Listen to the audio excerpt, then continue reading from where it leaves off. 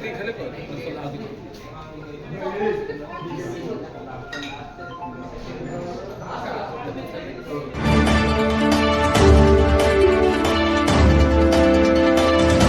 अंतर्जातीय पखाल दिवस में आपण मानक अनेक अनेक शुभेच्छा अभिनंदन।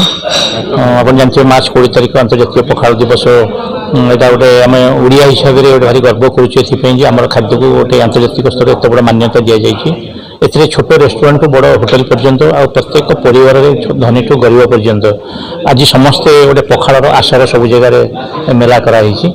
आप जानते हैं एम्पायर होटल तो एनी ट्रेडिशनल फंक्शन हो एनी ओकेजन हो आम डिफरेंट टाइप खाइबा होता है। साधारण क्विजन टू इंटरनेशनल क्विजन पर्यंत प्रत्येक टाइप आम फेस्टिवल आम जगह करूँ।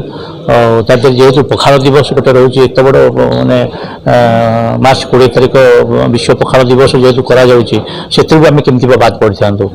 आप जानते प्रति वर्ष पखाल दिवस को आम बहुत धूमधाम पालन करूँ।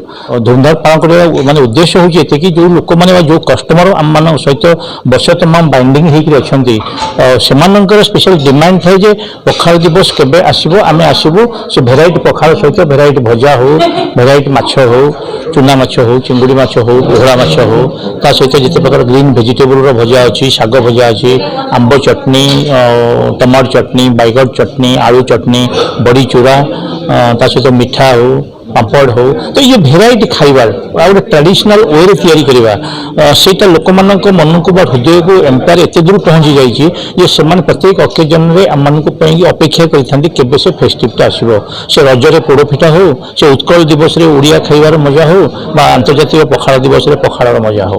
आमर दु प्रकार पखाड़ हो गोटे साधा गोटे निरामिष।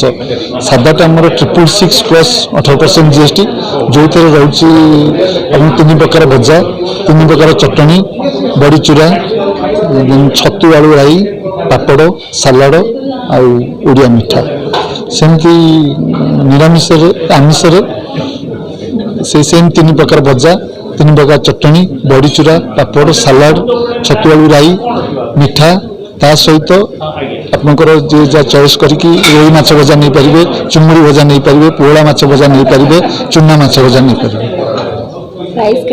प्राइस तार रोचे 999+ GST। एम्पायर मीन्स एम्पायर जो फंक्शन कले भी एम्पायर को बहुत गेस्ट न कहले भी आसी जाती से एम्पायर भी वर्ल्ड बेस्ट पखाल कराए।